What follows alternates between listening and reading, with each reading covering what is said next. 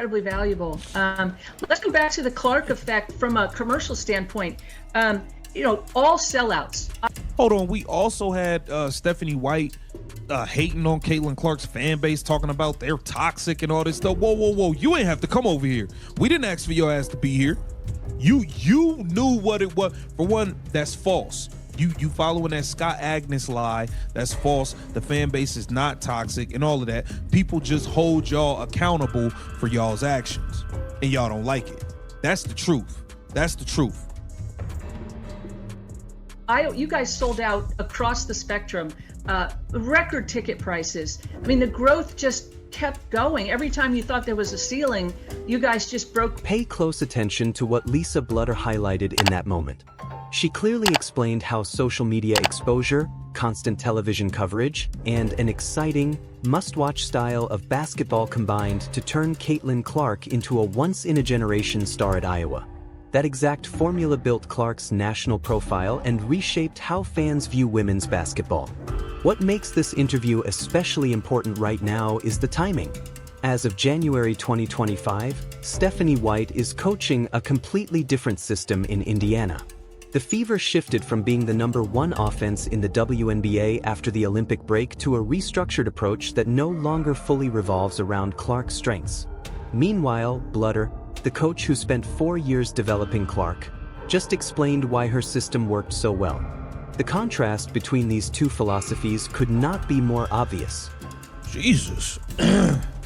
Here it says, Lisa Bluder reveals the two biggest challenges of coaching Caitlin Clark. Former Iowa Hawkeyes head coach Lisa Bluder got real about the reality of coaching Caitlin Clark. Here it says, it's wild to remember that less than 2 years ago, Caitlin Clark was still playing college basketball at the University of Iowa. Given all that Clark has already experienced, hold on, let me make sure my mic is right. Okay, we good. Has already experienced and accomplished in the WNBA since that time. Her iconic college career feels like ages ago, although it's impossible not to think back upon these days fondly when number 22 was setting NCAA records and leading the Hawkeyes to 2 consecutive national championship games. And this is what I'm saying. You can't compare what Paige and all these other people doing at UConn. UConn about to win another national championship and Paige ain't there. Just like they won with Maya Moore, just like they won when Maya Moore left, just like they won when Breanna Stewart left, just like they won with Diana Taurasi left. The fact that she got Iowa to back-to-back natties is insane. Like, come on now. Lisa Bluder guided Caitlin Clark through some of the most challenging circumstances imaginable: pandemic isolation, empty arenas, back-to-back national championship appearances, and a level of media attention no college athlete had ever faced before. In that interview, Bluder identified 2 major challenges. The first was helping Clark grow into a leadership role during COVID, when there were no fans in the stands and team chemistry was difficult to build. The second was managing the overwhelming attention and constant demands on Clark during her final 2 seasons. Bluder expressed genuine amazement at how Clark handled it all without developing an ego, remaining humble and playful instead of becoming a diva. Now compare that with Indiana's current situation. Stephanie White inherited a Fever team that was regularly scoring over 100 points after the Olympic break. Clark and Kelsey Mitchell were electric together, and Aliyah Boston was dominant in the paint. Despite that success, White immediately changed the system. She publicly stated that Mitchell, not Clark, was the priority. At one point, Clark was even pushed into a small forward role, taking the ball out of her hands. White also brought in Natasha Howard and, according to Howard's own comments before the season, suggested she could compete for MVP, creating confusion about team hierarchy. First, during the panoramic, I ain't trying to say certain words, YouTube be tripping. There was nobody in the stands. It was hard to build relationships because of the isolation. To get her to become a good leader, it took time because she was so used to doing everything on her own, but she learned it, and she learned it really well. Second, at the end of her career, there was so much noise and all the people that wanted a piece of her. I'm amazed at how she handled it. She didn't get a big head. She was still a goofy kid instead of becoming a prima donna. And here she said, Bluder has expressed in the past that it took Clark some time to warm up to her Hawkeye teammates as a freshman before blossoming into a great leader.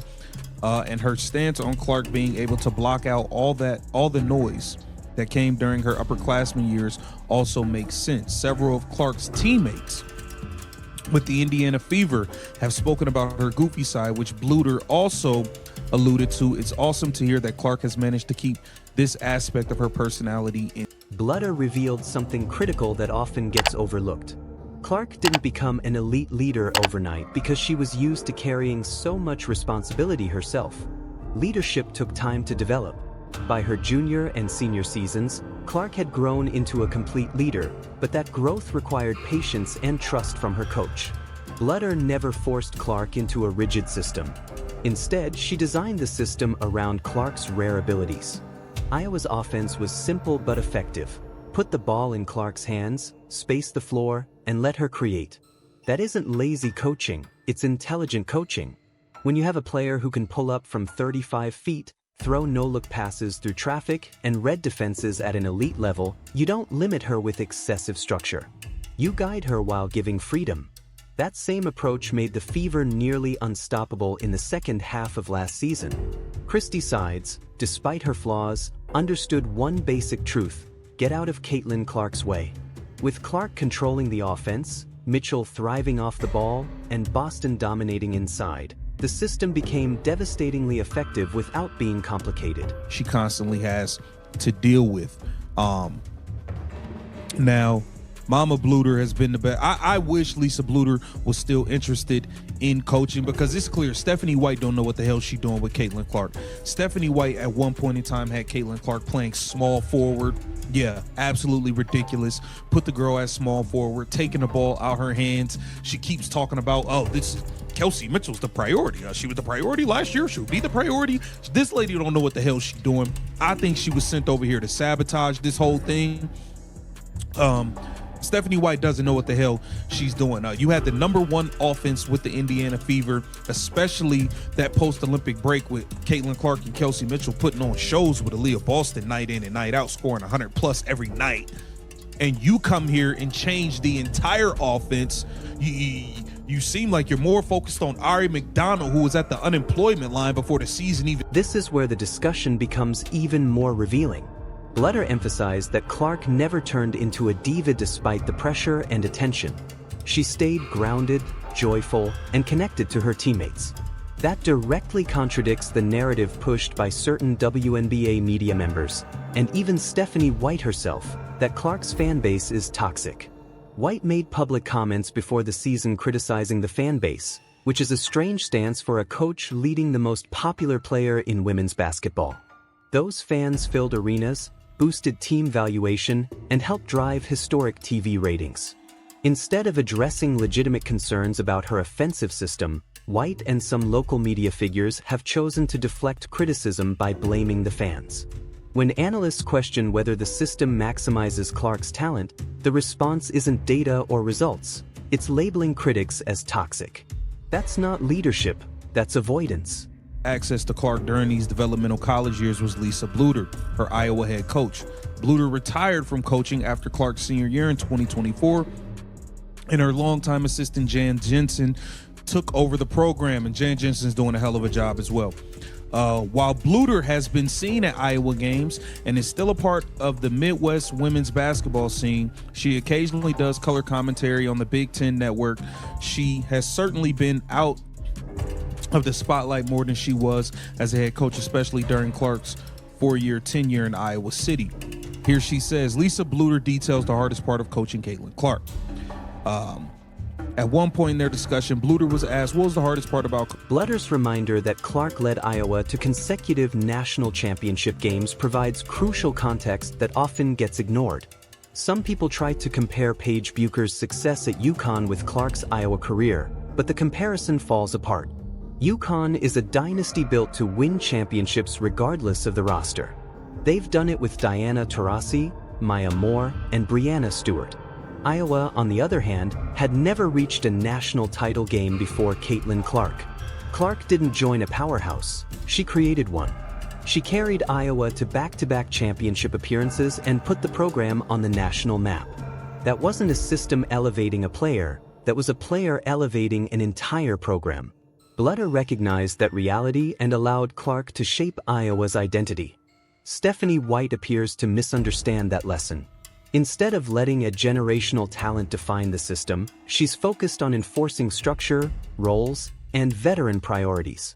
With a player like Clark, the system should serve the talent, not constrain it. Let's talk about what are it's not just a Clarkonomics. There are other factors that probably help drive that, I would think.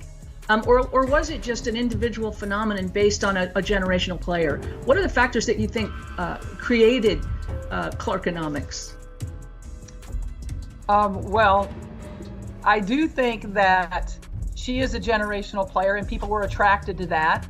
I think that, she played with a passion and a joy and a just lack of fear of failure that people were attracted to. They kind of wanted to be like Caitlin in that aspect. And so I think, she was the right player, but I also, here we just tore down social media. I do think social media had a huge role in promoting her. And we have a great social media team at the University of Iowa. They do an unbelievable job. And I think that helped generate the excitement about her. Also, television exposure. The more people got to see us play, the more they fell in love with her. They fell in love with the style of play of our team and of other women on our team. I mean, Kate Martin's having a fabulous year right now for the Aces. Started for the Aces. And this is it definitely that style of play was must see. Listen closely to how Lisa Bluder describes the style of play that attracted fans to Iowa basketball. She talks about passion, joy, and playing without fear of failure. That energy made people connect with Caitlin Clark on a personal level. Fans didn't just admire her skill, they admired her confidence and freedom. Bluder also mentioned Kate Martin, who had a fantastic season starting for the Las Vegas Aces, another example of an Iowa player thriving at the professional level. The common thread among these players is freedom.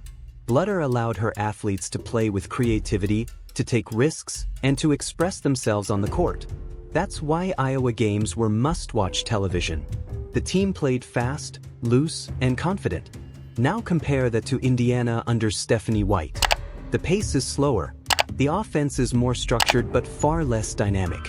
Clark is asked to operate off the ball far too often, which makes little sense for one of the best playmakers in the world.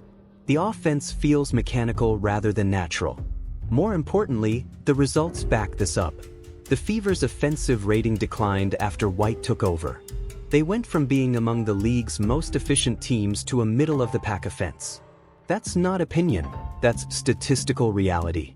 What makes Bluder's comments even more powerful is that she has no agenda. She's no longer coaching. She's simply reflecting on what worked. Her insights directly contradict White's current approach. Bluder explained that coaching Clark required patience, trust, and adaptability, not rigid control. Clark proved she could handle leadership, pressure, and media attention at the highest level, yet Indiana is treating her like a problem to manage rather than a strength to maximize. That sense of freedom is what's missing in Indiana right now. Under Stephanie White, the offense looks restricted and cautious. Clark is still productive because her talent is undeniable, but the spontaneity and joy that defined her game at Iowa and during the Fever's late-season surge are noticeably reduced. At the elite level of basketball, talent alone isn't enough. Players need to feel trusted. They need permission to make plays, take risks, and play instinctively.